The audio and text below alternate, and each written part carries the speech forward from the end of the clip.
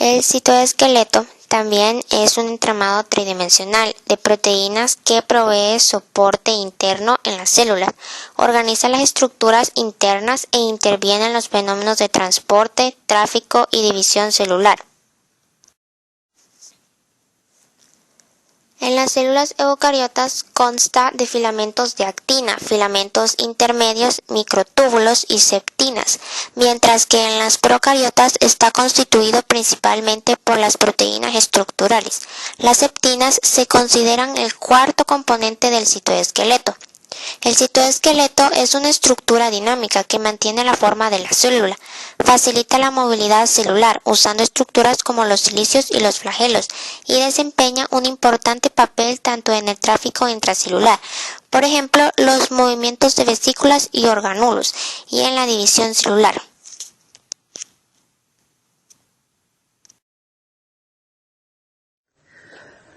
Un pseudópodo es una prolongación de citoplasma de algunos organismos unicelulares, en la cual una serie de proteínas van a fluir en un sentido mediante fibras de miosina.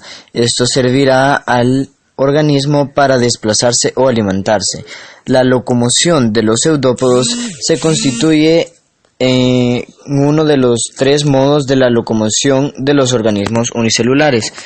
La alimentación de los pseudópodos se basa en rodear el alimento hasta encerrarlo en una vacuola. Algunos ejemplos de estos son las amibas y los paramecidos.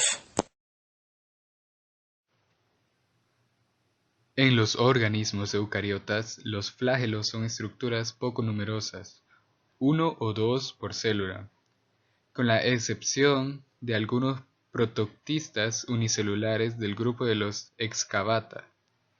Se distingue a las células acrocontas que nadan con su flagelo o flagelos por delante de las opistocontas, donde el cuerpo celular avanza por delante del flagelo.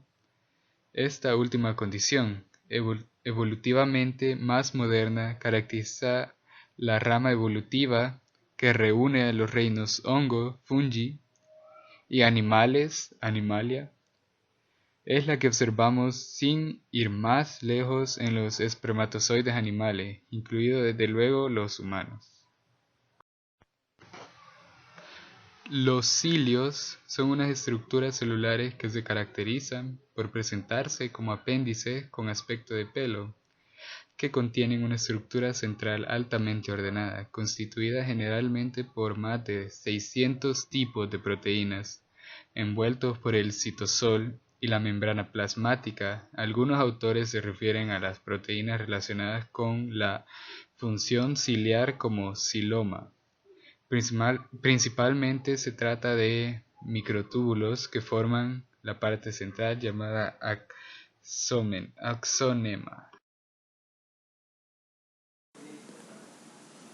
Cuando hablamos sobre la regulación de las reacciones químicas celulares, nos referimos a cómo se controlan las reacciones químicas dentro de la célula. Estas reacciones pueden ser reguladas de manera que la velocidad de la reacción aumente o disminuya, de acuerdo a las necesidades celulares.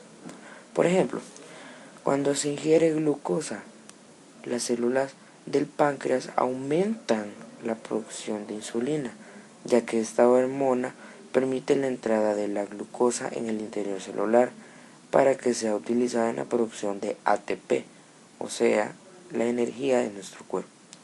Una vez que se haya generado suficiente ATP, las reacciones propias de la glucólisis, o sea, la oxidación incompleta de la glucosa, disminuirán su velocidad, dado que la necesidad de ATP se reduce o disminuye. Carbohidratos.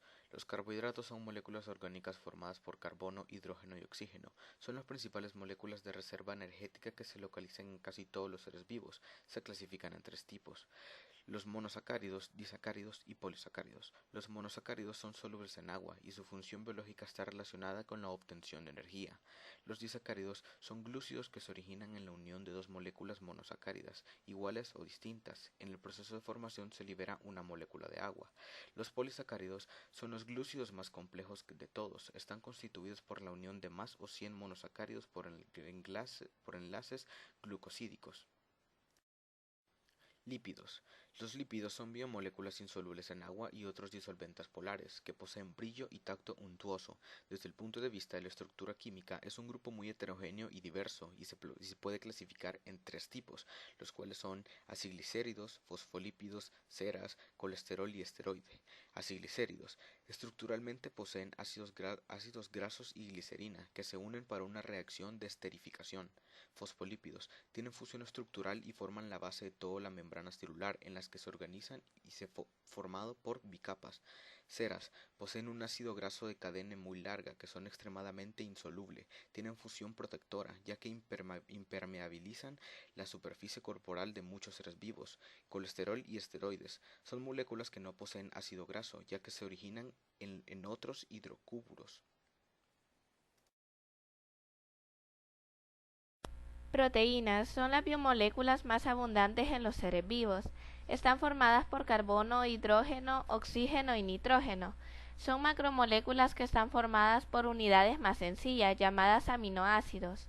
Los aminoácidos son moléculas orgánicas que tienen un grupo funcional amino y un grupo funcional carboxilo terminal, del que deriva su nombre aminoácido. El grupo amino siempre se localiza en el segundo átomo de carbono.